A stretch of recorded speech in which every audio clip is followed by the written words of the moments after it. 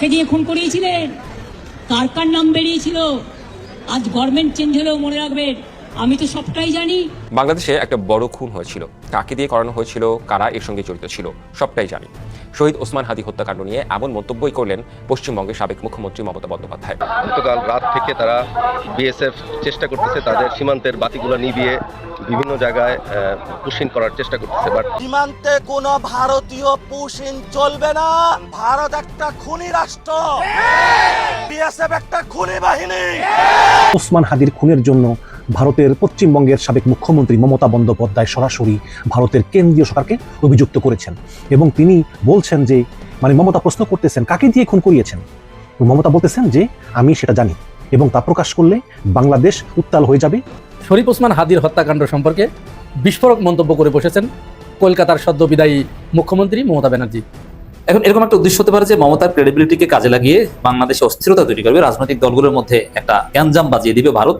এই জন্য মমতার মাধ্যমে ভারত সরকারই এই বক্তব্য দিয়েছে, তবে এমন ভাবে মমতার বক্তব্য দিয়েছে যাতে ভারত সরকারকেও দায়ী করা হয়েছে, যাতে বক্তব্যের একটা ক্রেডিবিলিটি আসে। আসসালামু আলাইকুম দর্শক, নতুন একটা বিষয় আপনাদের সম্মুখে হাজির হয়েছে। আপনারা ইতিমধ্যেই হয়তো জেনে গিয়েছেন যে ভারত এবং বাংলাদেশ এই ইস্যু নিয়ে এই যে নতুন করে হাদী হত্যা হয়েছিল না, এই হাদীকে আসলে কারা খুন করিয়েছে, কে খুন করেছে, এবং বলতে পারেন যে ঢোলের বিড়াল টেনে বের করেছে মমতা ব্যানার্জি। এতদিন পরে সে হঠাৎ করে কেন এই হাদী হত্যা নিয়ে নতুন করে উত্তেজনা তৈরি করলো এই মমতা ব্যানার্জি? আসল ঘটনাটা কি? দর্শক শ্রোতা, ইতিমধ্যেই কিন্তু এপার এবং ওপার বাংলা, দুই বাংলা মিলে এই বিষয়টি নিয়ে তুমুল আকারে উত্তেজনা তৈরি হয়েছে। অনেকে মনে করছে এর ভিতরে নতুন কোনো রহস্য মোড় নিতে যাচ্ছে। দর্শক, হাদী হত্যার কয় মাস হয়েছে? অনেক দিন হয়ে গেল। এখন পর্যন্ত হাদী হত্যার বিচার কিন্তু বাংলার জমিনে হয়নি। তবে আমরা জেনেছি যে হাদীর খুনি ফয়সালকে ভারতে গ্রেফতার করা হয়েছে, সেখানে একের পর এক সেখানে তাকে রিমান্ডে দেওয়া হয়েছে, কিন্তু দেশে এখন পর্যন্ত ফিরিয়ে আনা হয়নি। অনেকেই বলতেছে একের পর এক বাংলাদেশে হত্যাকাণ্ড হবে কিন্তু কোনোটারই বিচার হবে না। এই যে রামিসা হত্যাকাণ্ড হলো, ধর্ষণ হলো, ঈদের আগে আমরা শুনলাম যে ঈদের পর বিচার কার্য হবে। এখন আবার শোনা যাচ্ছে যে ডিএনএ টেস্টে নাকি তার কোনো কিছু প্রমাণ মিলছে না। আসলে কি ভাই, এর পিছনে রহস্যটা কি? ইচ্ছাকৃতভাবেই কি এগুলো নষ্ট করে দেওয়া হয়? যারা খুন করে তারা কি আসলে পার পেয়ে যাবে এভাবেই? শরীফ ওসমান হাদী হত্যার বিচার যদি হতো ঠিকঠাক মতো, তাইলে এতদিন পর্যন্ত কেন দেশের বাইরে সেই শরীফের খুনিরা রয়ে গিয়েছে? এও কিন্তু মানুষ অনেক প্রশ্ন তুলেছে। যাই হোক দর্শক, কথা বাড়াবো না, যেহেতু ভিডিওর শুরুতেই অনেকগুলো ভিডিওর অংশ বিশেষ আপনারা দেখেছেন, তো বুঝতেই পারছেন যে আজকের ভিডিওটি আসলে কতটুকু গুরুত্বপূর্ণ এবং আকর্ষণীয়। তো চলুন কথা না বাড়ে একটা লাইক দিয়ে মূল নিউজে চলে যায়। শরীফ ওসমান হাদীর হত্যাকাণ্ড সম্পর্কে বিস্ফোরক মন্তব্য করে বসেছেন কলকাতার সদ্য বিদায়ী মুখ্যমন্ত্রী মমতা ব্যানার্জি। তিনি আজ সকালে একটি জনসভায় অংশগ্রহণ করে সেখানে এই মন্তব্য করেছেন এবং ওসমান হাদীর হত্যাকাণ্ড সম্পর্কে কে জড়িত, কে তাকে ফোন করেছিল, এই কথাগুলো তিনি পরিষ্কার করে বলে দিয়েছেন। আর মমতা ব্যানার্জির এই বক্তব্যের পরে আমাদের বাংলাদেশের স্বরাষ্ট্রমন্ত্রীর আরেকটি বিষয়ে মন্তব্য, রাজনৈতিক বিশ্লেষকরা মনে করছে এই দুটি বিষয়ের যোগসূত্রতা আছে, একটির সাথে আরেকটি জড়িত আছে। চলুন আমরা দুটি বিষয় আস্তে আস্তে আলোচনা করি এবং গভীরে প্রবেশ করে বোঝার চেষ্টা করি কি হয়েছে। দীর্ঘদিন ধরে ওসমান হাদীর যারা সমর্থক এদেশে, বিশেষ করে জুলাই গণঅভ্যুত্থানের পক্ষের যারা লড়াকু সৈনিক, তারা ওসমান হাদী নিহত হবার পরে অত্যন্ত জোর দিয়ে দাবি করে আসছে যে এই হত্যাকাণ্ডের সাথে ভারত জড়িত আছে। ভারতীয় গোয়েন্দা সংস্থা রয়ের প্রকাশ্য মদদে, প্রকাশ্য সহযোগিতায়, তাদের বিশাল ডিলিংসের মাধ্যমে বাংলাদেশের কেউ এই কাজটি করে দিয়েছে, যার কারণে আজও পর্যন্ত ওসমান হাদীর হত্যাকারীদের গ্রেপ্তার হয়েছে কিন্তু বিচার হচ্ছে না। সেই সাগর রুনির মতো তদন্ত রিপোর্ট বারবার পিছাচ্ছে। সাগর রুনির হত্যাকাণ্ডের তদন্ত রিপোর্ট এ পর্যন্ত সম্ভবত 149 বার পেছানো হয়েছে, কিন্তু আজ হোক কাল হোক এই হত্যাকাণ্ডের ক্লু উদ্ঘাটন হবেই হবে এবং তারই একটা ইঙ্গিত কিন্তু মমতা ব্যানার্জি আজকে দিয়ে দিয়েছেন। আচ্ছা, মমতা ব্যানার্জি কি বলেছেন আগে তার মুখ দিয়ে আসুন আমরা একটু শুনি, তারপরে আমরা ওই বিষয়ে একটু কথা বলি। বাংলাদেশ থেকে একটা বড় খুনিকে এসটিএফ অ্যারেস্ট করেছিল, জেনে রাখুন। জানিয়ে বাংলাদেশে অনেক রেভলিউশন হয়েছিল। অন্য দেশের কথা আমি বলছি না, আমার বলার অধিকার নেই, কিন্তু আমি যেটা বলছি পয়েন্টটা। তারপরে তারা মেঘালয় দিয়ে বাংলায় চলে আসে। বাংলায় যখন চলে আসে তখন আমাদের এসটিএফ তাকে ধরে, এটা তাদের ক্রেডিট। তারপরে হোম মিনিস্টার নিজে আমাকে ফোন করে বলছেন এতদিন তো আমি বলিনি, মুখ করিনি, আজকে অত্যাচারের শেষ সীমায় গেছেন বলে। কারণ এটা জানে, আমি এখন নামটা বলছি না ভদ্রতা করে, বাংলাদেশের লোক উত্তাল হয়ে যাবে। আমি সেটা চাই না, আমি দেশকে ভালোবাসি। ना बोलबो ना देश স্বার্থে কি বললেন आप थोड़ा आपको बंगाल पुलिस को बोल दो ये बात बाहर में नहीं कहने के लिए ये देश के लिए है কাকে দিয়ে খুন করিয়েছিলেন কার কার নাম বেরিয়েছিল আজ গভর্নমেন্ট চেঞ্জ হলেও মনে রাখবেন আমি তো সবটাই জানি তাহলে পরিষ্কার করে তিনি বললেন যেদিন ওই ফয়সাল এবং আলমগীর মেঘালয় থেকে গ্রেপ্তার হলো, গ্রেপ্তার হবার সাথে সাথে ভারতের কেন্দ্রীয় স্বরাষ্ট্রমন্ত্রী অমিত শাহ মমতা ব্যানার্জিকে ফোন দিয়ে বলেছিলেন যে দিদি খবরদার, এটা নিয়ে তুমি আর মাথাচাড়া দিও না, এটা নিয়ে তুমি আর কোনো নাড়াচাড়া করো না, এটা তুমি এইখানেই চেপে যাও, নামটা তুমি বলো না। আজ মমতা ব্যানার্জি তার উপরে যখন অত্যাচারের স্টিম রোলার চালানো হচ্ছে, মমতা ব্যানার্জি হেরে যাবার পরে তৃণমূল এবং সেখানকার মুসলমানদের উপরে যেভাবে নির্যাতন নিষ্পেষণ শুরু হয়েছে, এইগুলো দেখে তিনি আর ঠিক থাকতে পারেন নাই, নিজেকে স্থির রাখতে পারেন নাই, তিনি এই কথাটি বলে ফেলেছেন। তবে তিনি কারো নাম বলেন নাই, কিন্তু মমতা ব্যানার্জি বলেছে যে এই হত্যাকাণ্ড কে করেছে আমি প্রত্যেকের নাম জানি, কারা এর সাথে জড়িত, কাকে দিয়ে করানো হয়েছে, প্রত্যেকের নাম আমি জানি, কিন্তু আমি নামটি বলছি না, সময় সুযোগ এলে অবশ্যই ভবিষ্যতে আমি এই নামটি প্রকাশ করে দিব। এবং তখন সাংবাদিকরা বলছে দিদি নামটি বলুন, নামটি বলুন, বলছে না, আমি যদি এই নামটি এখন উচ্চারণ করি তাহলে বাংলাদেশ উত্তাল হয়ে উঠবে, সুতরাং নামটি এখন বলছি না। তাহলে আমরা ধারণা করতে পারি ওসমান হাদি হত্যাকাণ্ড সংঘটিত হবার পরে ডাকসুর নেতৃত্বে, জুলাই গণঅভ্যুত্থানের পক্ষের শক্তিদের নেতৃত্বে ভারতীয় দূতাবাস কিন্তু ঘেরাও করতে যাওয়া হয়েছিল, আপনাদের মনে আছে নিশ্চয়। তার মানে কি এরা নিশ্চিত হয়েই কিন্তু সেখানে গিয়েছিল এবং এরা জানে এই কাজ ভারতীয় দূতাবাসের মাধ্যমেই ভারত সরকার বাংলাদেশের কাউকে কোনো দালালকে কোনো গাদ্দারকে দিয়ে এই কাজটি করিয়েছে, জানতো। এবং তাদের অভিযোগ কিন্তু পরিষ্কার, সেই অভিযোগেরই সত্যতা কিন্তু আজকে প্রমাণ হয়ে গেল। মমতা ব্যানার্জি তার সত্যতা প্রমাণ করলেন। এখন মজার ব্যাপার একটা, মমতা ব্যানার্জি যখন এই বিস্ফোরক মন্তব্য ওপার থেকে করেছেন, ঠিক তার কিছুক্ষণ পরে অর্থাৎ আজ বিকেলে, মঙ্গলবার বিকেলে আমাদের স্বরাষ্ট্রমন্ত্রী সালাউদ্দিন আহমেদ তিনি সচিবালয়ে কর্মকর্তাদের সাথে এক বৈঠকে সেখানে একটি বিস্ফোরক মন্তব্য করেছেন। তার এই বক্তব্যের ভিতরে পুরো ভারতকে তুষ্ট করার, রাজি করার, খুশি করার একটা ইঙ্গিত আমরা পেয়েছি। আসুন আগে সালাউদ্দিন আহমেদের বক্তব্যটা একটু শুনি। আপনারা যেটাকে বর্ডার কিলিং বলছেন সে সম্পর্কে যদি আপনারা বিস্তারিত জানেন তাহলে খুশি হব। বর্ডার কিলিং হচ্ছে যদি অন্য দেশের বাহিনী কর্তৃক আমাদের সীমান্তে অথবা জিরো লাইনে এসে যদি কিলিং করে সেটাকে আমরা বর্ডার কিলিং বলতে পারি। যদি আমাদের সীমানার অভ্যন্তরে এবং তাদের সীমানার অভ্যন্তরে কোন রকমের কোনো অপরাধে জড়িত থাকে কেউ, ইলিগেল ট্রেসপাস করে যায় কেউ, সেটা তারা কিভাবে অ্যাড্রেস করবে সেটা তাদের দেশীয় আইনে করবে। আচ্ছা, এই যে সালাউদ্দিন আহমেদ যে বক্তব্য দিলেন সীমান্ত হত্যাকাণ্ডের ব্যাপারে, বিএসএফ কর্তৃক বাংলাদেশিদেরকে সীমান্তে নির্বিচারে হত্যা, এটি কিন্তু আজকের বিষয় নয়, দীর্ঘদিন ধরে এই বিষয়টি চলে আসছে। এ ব্যাপারে অনেক বৈঠক হয়েছে, চিঠি চালাচালি হয়েছে, কথা হয়েছে, ওয়াদা করেছে, ওয়াদার বরখেলাপ বারবার হয়েছে, কিন্তু আজ পর্যন্ত এই সীমান্ত হত্যা বন্ধ হয়নি। কিন্তু আজ সালাউদ্দিন আহমেদ তিনি তার বক্তব্যের মাধ্যমে মূলত বিএসএফকে বা ভারতকে একটা দায় মুক্তি দিয়ে দিলেন। তিনি বললেন যে না, আপনি বর্ডার কিলিং বলার আগে বর্ডার কিলিং সম্পর্কে আপনাকে জানতে হবে। আপনি যদি জানেন, সাংবাদিকদের বলছে যে আপনারা যদি বর্ডার কিলিং সম্পর্কে বিস্তারিত জেনে কথা বলেন তাহলে আমি খুশি হব। তিনি বর্ডার কিলিং এর একটা সংজ্ঞা দিয়েছেন, বলছেন যে তাদের দেশের ভিতরে বা সীমানার ভিতরে অথবা আমাদের সীমানার ভিতরে কেউ যদি অপরাধ সংগঠিত করতে যেয়ে মারা যায় তাহলে এটাকে তো বর্ডার কিলিং বলা হয় না। সালাউদ্দিন আহমেদ স্বরাষ্ট্রমন্ত্রী তিনি কি বুঝাতে চান এটি কিন্তু এদেশের মানুষ বোঝে। তিনি মূলত তার এই বক্তব্য দুইটা কারণে তিনি এই বক্তব্য দিয়েছেন বলে ধারণা করা হয়।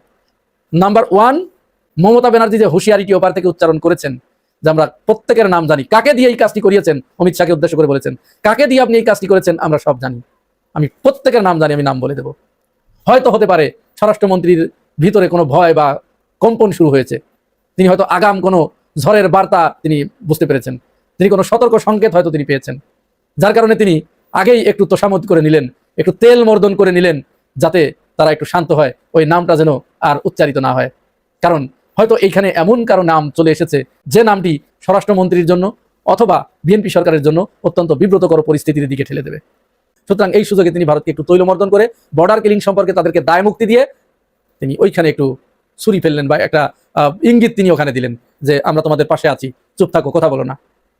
আর নাম্বার দুই হতে পারে স্বরাষ্ট্রমন্ত্রীর এই বক্তব্য তিনি তার নিজ দায়িত্ব পালন করতে হয়তো চরমভাবে ব্যর্থ হচ্ছেন। এক্ষেত্রে তার আর কোনো কিছুই করার নাই। এই বর্ডার কিলিং বন্ধ করতে তার যে প্রচেষ্টা ছিল সবকিছুই শেষ করে ফেলেছেন। এইখানে তিনি গুনে পড়ে দেখেছেন এর আগে যারা স্বরাষ্ট্রমন্ত্রী ছিল তারাও কিছু করতে পারে নাই, তিনিও কিছু করতে পারবেন না। সুতরাং কিছু করতে পারবেন না মানে আলটিমেটলি দায়টা যখন তার ঘাড়ে এসে পড়বে তখন তো এই দায়টা অবমুক্ত করতে হবে। সেই দায় মোচন থেকে দায় এড়ানোর তাগিদেই তার উপরে যাতে কোনো দায় দায়িত্ব না আসে, কোনো দোষ না আসে, সুতরাং তিনি আগে ভাগেই বলে দিলেন যে কোনটি সীমান্ত হত্যা এটি আগে আপনাদেরকে বুঝতে হবে। সবগুলোই সীমান্ত হত্যা নয়, এটি বর্ডার কিলিং নয়, এখানে বর্ডার কিলিং হচ্ছে না, পরিষ্কার করে কিন্তু বলে দিয়েছেন বর্ডার কিলিং হচ্ছে না। অথচ ফেলানির লাশ যখন কাঁটাতারে ঝুলেছিল ওইটা কি বর্ডার কিলিং ছিল না? ওটা কি অপরাধ সংগঠন করতে গিয়ে? স্বর্ণা দাসের হত্যাকাণ্ডটি এটা কি বর্ডার কিলিং ছিল না? সবই কি ওই দেশে অপরাধ সংগঠিত করতে গিয়ে এদেশের জনগণ নিহত হয়েছে? এমনকি স্বরাষ্ট্রমন্ত্রী আপনি নিজেই দীর্ঘদিন জোরপূর্বক অপহরণের শিকার হয়ে, যদি আপনার বক্তব্য সঠিক হয়ে থাকে, আপনি সেখানে আপনাকে পাচার করে দেওয়া হয়েছিল, পাঠিয়ে দেওয়া হয়েছিল, আপনাকে কি সেই দেশের আইন আদালত এগুলো মোকাবেলা করতে হয়নি? তাহলে এই আইন কানুন কেন? যদি কেউ অবৈধভাবে অনুপ্রবেশ করে থাকে বা অপরাধ সংগঠন করে থাকে, তাহলে তো সেখানে তার আইন কানুন আছে, সেই আইনের ভিতর থেকে তার বিচার হবে, যেটি আপনার ক্ষেত্রে হয়েছিল। পৃথিবীর কোন দেশে এই আইন আছে যে কেউ একজন অন্য দেশের ভিতরে ঢুকলেই তাকে সাথে সাথে গুলি করে মেরে ফেলতে হবে? আছে? সুতরাং স্বরাষ্ট্রমন্ত্রীর এই বক্তব্য কাকে খুশি করার জন্য এবং কার মুখ বন্ধ করার জন্য, এটি বুঝতে আমার মনে হয় খুব বেশি জ্ঞানী হবার দরকার নেই।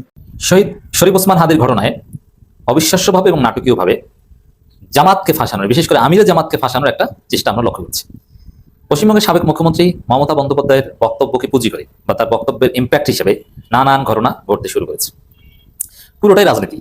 দর্শক, মমতা বন্দ্যোপাধ্যায়ের সেই যে বক্তব্য অমিত শাহকে উদ্দেশ্য করে, যে বাংলাদেশে হাদিকে কার মাধ্যমে হত্যা করিয়েছেন আমি সব জানি, এবং ঘটনা গোপন রাখতে অমিত শাহ নাকি মমতাকে ফোনও দিয়েছিলেন, ইত্যাদি ইত্যাদি। এই বক্তব্যে বাংলাদেশে তীব্র প্রতিক্রিয়া হয়েছে। বাংলাদেশের রাজনীতিবিদ, রাজনীতি বিশ্লেষক সবাই নড়ে চড়ে বসেছে।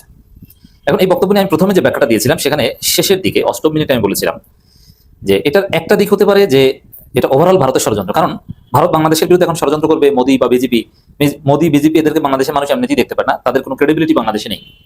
তো সেই জায়গায় তারা কিছু বলে বাংলাদেশে অস্থিরতা তৈরি করতে পারবে, এটা কঠিন। কিন্তু মমতাকে বাংলাদেশের মানুষ বিশ্বাস করে, অথবা তাকে পছন্দ করে, তাকে সমর্থন করে, ইন কম্পেয়ার উইথ বিজেপি।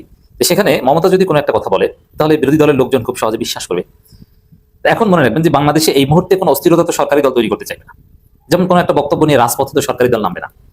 আপনি যে গোপন রহস্য ফাঁস করে দেন, সরকারি দলকে তো রাজপথে নামানো যাবে না, বরং সরকার বিরোধী রাজপথের আন্দোলন ঠেকাতে সরকারি দল শুধু রাজপথে নামবে, এছাড়া কোনো কাজে সরকারি দল রাজপথে নামবে না। রাজপথে নামতে পারে বিরোধী দল, আর বিরোধী দল মমতাকে কিছুটা হলো রেসপেক্ট করে, বিশ্বাস করে। এটা তো সত্য, এটা অস্বীকার করার কোনো সুযোগ নেই। এমনকি সর্বশেষ নির্বাচনে বাংলাদেশের জামাত, এনসিপি থেকে শুরু করে সবাই মমতাকে সাপোর্ট করতো। তারা মনে করতো যে মমতা ক্ষমতায় আসলে ভালো, এমনকি বিএনপিও মমতাকে সাপোর্ট করতো। তো সেই জায়গায় একটা জিনিস মনে রাখবেন, আমি ভারতীয়দের সাথে মিশেছি, তাদের আমার ক্লাসমেট, বন্ধু বান্ধব সকল অনেকেই ইন্ডিয়ান ছিল, ভারতে দীর্ঘদিন থেকেছি, আমি জানি ভালোভাবে। তো সেই জায়গায় ভারতের লোকজনের মধ্যে তাদের জাতিসত্ত্ব এবং তাদের জাতীয়তাবাদের প্রতি প্রচন্ড আবেগ রয়েছে। ইন্ডিয়ানরা নিজেদের মধ্যে যতই কামড়াকামি করুক, বিজেপি, কংগ্রেস, কিন্তু মৌলিক জায়গায় তারা সব এক। ভারতের স্বার্থের বিষয় তারা এক। যেমন পাকিস্তান বিষয় যদি আপনি কোনো বিজেপি নেতা কিংবা কোনো কংগ্রেস নেতাকে জিজ্ঞেস করেন, একই। এমনকি বাংলাদেশ বিষয়ে তো আপনারা দেখেছেন, বিএনপির পার্টি অফিসে মিষ্টি বিতরণ করেছিল মোদি ক্ষমতায় আসার পর, যে না কংগ্রেস গেছে, আওয়ামী লীগের বন্ধু কংগ্রেস গেছে, মোদি ক্ষমতায় এসেছে, এবার মনে হয় বিএনপির লাভ হবে। কিন্তু দেখা গেল যে কংগ্রেসের চাইতে আরো বেশি আওয়ামী লীগ হচ্ছে মোদির দল বিজেপি। দেখেছেন? তো এর মানে মমতাকে বিশ্বাস করার কোনো কারণ নাই। ওরা ভারতীয়রা সব ওদের স্বার্থে এক। ওরা পাকিস্তানের বিরুদ্ধে, বাংলাদেশের বিরুদ্ধে, ওদের মৌলিক জায়গায় এক আছে। এই যে মোদি তিস্তা চুক্তি কিভাবে ঠেকিয়ে দিয়েছে আপনারা দেখেছেন না? অথবা মোদি মমতাকে ব্যবহার করেছে তিস্তা চুক্তি ঠেকানোর জন্য। ভারতের স্বার্থে এই ক্ষেত্রে তারা এক। ভারতের রাজনীতির এটা একটা সৌন্দর্য বটে। তো সেই জায়গায় মমতা যে কথা বলেছে, এটা নানান দিক থাকতে পারে, তবে একটা দিক যে বাংলাদেশে একটা অস্থিরতা তৈরি মমতার একটা উদ্দেশ্য। আর যেহেতু মমতার একটা ক্রেডিবিলিটি আছে বাংলাদেশে, তো সেটাকে ব্যবহার করে একটা অস্থিরতা তৈরি করতে তিনি হয়তো চাইছেন। যেমন মমতা একটা অস্পষ্ট বক্তব্য দিয়েছেন, এটা তো একটা প্রতারণা, এটা তো একটা ভণ্ডামি, মমতার ভণ্ডামি। যেমন তিনি বলছেন, তবে ভারতের সম্পৃক্ততা প্রমাণিত হয়েছে, বা এটা তো আমরা আগেও জানি, এটা তো নতুন কিছু না। তিনি বলেছেন যে কার মাধ্যমে খুন করিয়েছেন কি আমরা জানি। আচ্ছা, এই প্রতারণা কেন? আপনি কার মাধ্যমে খুন করিয়েছেন সে জানলে সেটা বলেন না কেন? আর আপনি জানেন, এখন তো বলতে আপনি বাধ্য। এই অস্পষ্টতা কেন? মানে এখানেও ধান্দাবাজি আছে, প্রতারণা আছে। এটা কোনো ভালো মোটিভে এই বক্তব্য দিয়েছেন বলে মনে হচ্ছে না। আবার এটা তাদের ইন্টারনাল পলিটিক্সকে যদি দেখি, যে মমতা হেরে গিয়েছেন এই জন্য বিজেপির বিরুদ্ধে বলছেন, এভাবেও দেখা যায় পরে। এখন এরকম একটা উদ্দেশ্য হতে পারে যে মমতার ক্রেডিবিলিটিকে কাজে লাগিয়ে বাংলাদেশে অস্থিরতা তৈরি করবে, রাজনৈতিক দলগুলোর মধ্যে একটা গ্যাঞ্জাম বাজিয়ে দিবে ভারত। এই জন্য মমতার মাধ্যমে ভারত সরকারই এই বক্তব্য দিয়েছে, তবে এমন ভাবে মমতার বক্তব্য দিয়েছে যাতে ভারত সরকারকেও দায়ী করা হয়েছে, যাতে বক্তব্যের একটা ক্রেডিবিলিটি আসে। কারণ আমরা অনেকে মনে করবো না, এখন তো অমিত শাহকে গালি দেওয়া হয়েছে, অতএব এটা বাংলাদেশের বিরুদ্ধে কোনো ষড়যন্ত্র তো হতে পারে না। এটা তাদের একটা কৌশল হতে পারে ঝামেলা বাঁধানোর উদ্দেশ্যে। এখানে যেমন এটা নিয়ে এখন চুলচেরা বিশ্লেষণ হচ্ছে যে বাংলাদেশের কারা জড়িত। ঠিক আছে, ভারত করিয়েছে, এটা তো আমরা আগেই বলেছি, কিন্তু বাংলাদেশের কারা এই হত্যাকাণ্ডের সাথে জড়িত, এটা নিয়ে এখন চুলচেরা বিশ্লেষণ হচ্ছে। এখন কারা জড়িত এটা নিয়ে আবার বাংলাদেশে এখন নতুন রাজনীতি শুরু হয়েছে। তা আমি যে ব্যাখ্যাটা দিয়েছি যে এটা ভারতের ষড়যন্ত্র হতে পারে, সেই ষড়যন্ত্র তো আমরা দেখছি আসলে সফল। এখন একদল লেগেছে যে জামাত দায়ী, এই যে বিএনপি কেউ কেউ বলছে আমি জামাতের পিএস দায়ী, তাকে ধরো, এই সেই তদন্ত দরকার। আমিরে জামাতের পিএস, আমিরে জামাতের পিএস এর কোনো ক্ষমতা নেই, পিএস এর কোনো ক্ষমতা থাকে না। পিএস হচ্ছে যে আমিরে জামাত যা বলবেন সেটা করবেন, আমিরে জামাত যাকে ফোন দিতে বলবেন তাকে ফোন দিবেন, এগুলো পিএস এর কাজ।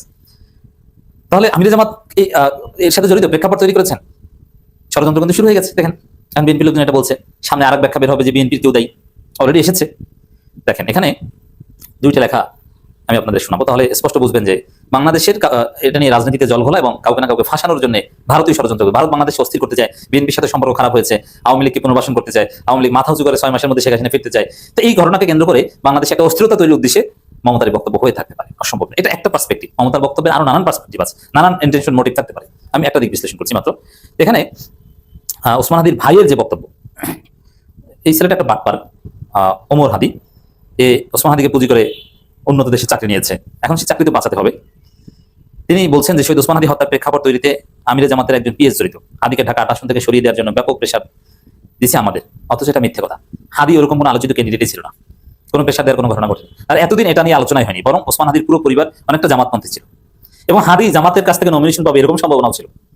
হাদি তো শহীদ হওয়ার পরে আলোচিত, তার আগে জামাতের জন্য কোনো চ্যালেঞ্জ ছিল না। এখন ওই যে পুরানো ন্যারেটিভ বিএনপি যে সাদিক ক্যাম্প, এখন তো সাদিক ক্যাম্প আমিরে জামাত তাদেরকে জানানো হচ্ছে। এই বক্তব্য তাকে কেউ শিখিয়ে দিয়েছে, এটা বলদেও বুঝে।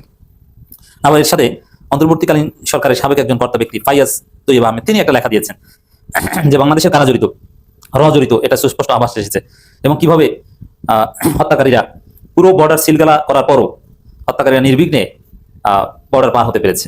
আপনার আমার সবার প্রিয় শহীদ ওসমান হাদি, সেই ওসমান হাদির খুনের জন্য ভারতের পশ্চিমবঙ্গের সাবেক মুখ্যমন্ত্রী মমতা বন্দ্যোপাধ্যায় সরাসরি ভারতের কেন্দ্রীয় সরকারকে অভিযুক্ত করেছেন এবং তিনি বলছেন যে মমতা প্রশ্ন করতেছেন কাকে দিয়ে খুন করিয়েছেন, মমতা বলতেছেন যে আমি সেটা জানি এবং তা প্রকাশ করলে বাংলাদেশ উত্তাল হয়ে যাবে। কাকে দিয়ে খুন করিয়েছিলেন, কার কার নাম বেরিয়েছিল, আজ গভর্নমেন্ট চেঞ্জ হলেও মনে রাখবেন আমি তো সবটাই জানি। জানিয়ে বাংলাদেশে অনেক রেভলিউশন হয়েছিল, অন্য দেশের কথা আমি বলছি না, আমার বলার অধিকার নেই, কিন্তু আমি যেটা বলছি পয়েন্টটা। তারপরে তারা মেঘালয় গিয়ে বাংলায় চলে আসে, বাংলায় যখন চলে আসে তখন আমাদের এসটিএফ তাকে ধরে, এটা তাদের ক্রেডিট। তারপরে হোম মিনিস্টার নিজে আমাকে ফোন করে বলছেন এতদিন তো আমি বলিনি, মুখ করিনি, আজকে অত্যাচারের শেষ সীমায় গেছেন বলে, কারণ এটা জানে আমি এখন নামটা বলছি না ভদ্রতা করে, বাংলাদেশের লোক উত্তাল হয়ে যাবে, আমি সেটা চাই না, আমি দেশকে ভালোবাসি না, বলবো না দেশের স্বার্থে। কি বললেন आप थोड़ा आपको बंगाल पुलिस को बोल दो ये बात बाहर में नहीं कहने के लिए, ये देश के लिए है। কাকে দিয়ে খুন করিয়েছিলেন, কার কার নাম বেরিয়েছিল, আজ গভর্নমেন্ট চেঞ্জ হলেও মনে রাখবেন আমি তো সবটাই জানি। তিনি আরো বলেছেন যে ভারতের কেন্দ্রীয় স্বরাষ্ট্রমন্ত্রী অমিত শাহ তার দেশের স্বার্থে হাদির খুনিদের গ্রেপ্তারের বিষয়টি মমতাকে ফোন করে গোপন রাখতে চাপ দিয়েছিলেন বলে স্বয়ং মমতা অভিযোগ করতেছেন এবং এর মাধ্যমে এই ওসমান হাদির মৃত্যুর সঙ্গে ভারতীয় সরকার এবং ভারতীয় গোয়েন্দা সংস্থা র এর যে ইনভলভমেন্ট এটা নতুন করে আবার ফাঁস করে দিলেন স্বয়ং পশ্চিমবঙ্গের সাবেক মুখ্যমন্ত্রী মমতা বন্দ্যোপাধ্যায়, যার কাছে আপনার আমার চেয়ে ঢের বেশি বেশি গোয়েন্দা ইনফরমেশন থাকে। তাহলে এখন প্রশ্ন হচ্ছে যে র তো নিজে বাংলাদেশে এসে নিজের হাতে কাজটা করেনি, নিশ্চয়ই এই র এর এজেন্ট হয়ে কাজ করছে ফয়সাল করিম এবং আলমগীর শেখ। হাদির হত্যাকারীরা দুপুর 2টা থেকে রাত 11:30 দেশের অভ্যন্তরে দীর্ঘতম পথ পাড়ি দিয়ে নেত্রকোনায় পৌঁছায় এবং সেখানে চোরাচালানের একটি পপুলার রুট ব্যবহার করে, যেখানে 2টা পাইপলাইন সুড়ঙ্গ আছে, সেই সুড়ঙ্গের ভিতর দিয়ে ওই পাশে পার হয়ে যায়, যেখানে হাদিকে 12ই ডিসেম্বর গুলি করে হত্যার আধা ঘন্টার ভিতরেই দ্য ডিসেন্ট সর্বপ্রথম বলে যে এই দুজন হত্যাকারী আর কেউ নয়, তারা হচ্ছে যে ফয়সাল করিম এবং মোহাম্মদ আলমগীর শেখ, যারা কিনা হাদির নির্বাচনী টিমের সদস্য ছিলেন। কিন্তু তারপরেও আইন শৃঙ্খলা বাহিনী গ্রেপ্তার করতে পারেনি, যেখানে বর্ডার বন্ধ হয়ে যায় 5টার পরে, সেখানে এই পাইপলাইন তাদেরকে 10টা থেকে 11টা এর ভিতর তাদেরকে এই ভারতের বর্ডার পার করিয়ে দেয়। এরপরে তো বাংলাদেশের পুলিশ একাধিকবার বলেছে যে গ্রেপ্তার হয়েছে তারা ভারতে, ভারত স্বীকার করে না, বলেছে না গ্রেপ্তার হয়নি, এবং শেষ পর্যন্ত এই মাস কয়েক আগে ভারত স্বীকার করলো যে গ্রেপ্তার হয়েছে এই ফয়সাল করিম এবং আলমগীর শেখ এবং তারা বর্তমানে কারাগারে আছে। আমার আসলে মনে হয় যে এই যে ফয়সাল করিম আলমগীর শেখ, তারা কি জানতো না যে পরিণতি কি হবে, নাকি তারা এমন একটি দেশের কাছ থেকে আশ্বাস পেয়েছিল যে তোমাদের কিছুই হবে না, এই কারণে তারা এই কাজ করা সাহস পেয়েছিল? খুনিরা খুন করার পর মোটরসাইকেলে আগারগাঁও, সেখান থেকে সিএনজি চালিত অটোরিকশা আমিনবাজার, তারপর মানিকগঞ্জের কালামপুর হয়ে একটা প্রাইভেট কারে সরাসরি ময়মনসিংহের হালুয়াঘাটের মূল ফিলিং স্টেশনের আগে ফিলিপ এবং সঞ্জয় নামের 2 ব্যক্তি ওদের গ্রহণ করে। দেখেন কত পরিকল্পিত। ফিলিপ তাদের সীমান্ত পার করে ভারতে পুত্তি নামের এক ব্যক্তির কাছে হস্তান্তর করে। এই দীর্ঘ পথে তাদেরকে ধরতে না পারাটা একটা ব্যর্থতা, কিন্তু প্রশ্ন হচ্ছে যে এটা আসলেই হত্যাকাণ্ড নাকি ভারতীয় গোয়েন্দা সংস্থা রয়ের একটি সুপরিকল্পিত মিশন, যেটা অলরেডি ফাঁস করে দিয়েছেন মমতা। মমতা বলতে চান যে এই খুনটা আসলে ভারতের কেন্দ্রীয় সরকারই করিয়েছে এবং তিনি প্রকাশ্যে বলতেছেন কাকে দিয়ে খুন করিয়েছে আমি সেটা জানি এবং প্রকাশ করলে বাংলাদেশ উত্তাল হয়ে যাবে, আমি সেটা চাই না। সাংবাদিকরা বলতেছেন দিদি বলেন বলেন, উনি বলছেন না আমি বলবো না। কিন্তু আমাদের আর বুঝতে বাকি নাই যে তিনি হাদি হত্যার কথাই বুঝিয়েছেন এবং স্বরাষ্ট্রমন্ত্রী অমিত শাহ মমতাকে ফোন করে দেশের স্বার্থে হাদির খুনিদের গ্রেপ্তারের বিষয়টি গোপন রাখতে মমতাকে ফোন করেছিলেন। হাদির খুনিরা ভারতে যাওয়ার কয়েকদিন পরেই কিন্তু তারা গ্রেপ্তার হয়। তখন বাংলাদেশ পুলিশের পক্ষ থেকে বলা হয়েছিল যে হাদির খুনিরা গ্রেপ্তার হয়েছে, কিন্তু তখন সঙ্গে সঙ্গে ভারতীয় পুলিশরা অস্বীকার করে কিন্তু তারা কিন্তু এই দুই হত্যাকারীকে গ্রেপ্তার করেছিল। গ্রেপ্তার করার পরে স্বয়ং ভারতের কেন্দ্রীয় স্বরাষ্ট্রমন্ত্রী অমিত শাহ মমতাকে ফোন করে বলে গোপন রাখেন আমাদের দেশের স্বার্থে। মমতা রেখেছিলেন 12ই ডিসেম্বর হাদি খুন হয়, 18ই ডিসেম্বর বা 19শে ডিসেম্বর ফয়সাল করিম এবং আলমগীর শেখকে ভারত গ্রেপ্তার করে আবার মমতাকে ফোন করে বলে অমিত শাহ যেটা প্রকাশ করবেন না আমাদের দেশের স্বার্থে। গ্রেপ্তার করার পরে তারা ভারতীয় সরকারের পৃষ্ঠপোষকতাই ছিল সবকিছু, কিন্তু আবার নতুন নাটক সাজিয়েছে 8ই মার্চ। 8ই মার্চ বলতেছে যে এই ফয়সাল করিম এবং আলমগীর শেখ তারা ভারত থেকে বাংলাদেশে ঢোকার চেষ্টা করতেছিলেন বনগাঁ সীমান্তে, সেখান থেকে তাদের গ্রেপ্তার করা হয়, এখন তারা কারাগারে আছে। তাহলে আগে গ্রেপ্তার করে আপনারা কেন গোপন রাখলেন? কেন মমতাকে ফোন করে বললেন যে প্রকাশ করবেন না? পরে আবার গত 8ই মার্চ কেন আবার গ্রেপ্তার দেখালেন? এবং কেন মমতা ভারতের কেন্দ্রীয় সরকারকে বলতেছেন কাকে দিয়ে খুন করিয়েছেন আমি সব জানি? এটা একটি বিরাট রহস্য। আমি মনে করি যে এটা আসলে কোনো কাকতালীয় ঘটনা না, এটা হচ্ছে একটি সুপরিকল্পিত হত্যাকাণ্ড এবং যেখানে বাইরের সরকার এবং বাইরের গোয়েন্দা সংস্থা জড়িত, যেটা আজকে মমতা বন্দ্যোপাধ্যায়ের কথায় একদম পুরোপুরি স্পষ্ট হলো। দর্শক, আশা করি পুরো ভিডিওটি দেখেছেন। এবার অবশ্যই আপনাদের মূল্যবান মতামত জানিয়ে দিন, পারলে ভিডিওটি শেয়ার করে সবাই দেখার সুযোগ করে দিন। আর আমাদের এই চ্যানেলে নতুন হলে সাবস্ক্রাইব করুন, যারা ইতিমধ্যে সাবস্ক্রাইব করেছেন সবাইকে ধন্যবাদ জানিয়ে আজকের মতো এখানে বিদায় নিচ্ছি। দেখা হবে নতুন কোনো ভিডিওতে। সে পর্যন্ত সবাই ভালো থাকবেন, সুস্থ থাকবেন। আল্লাহ হাফেজ।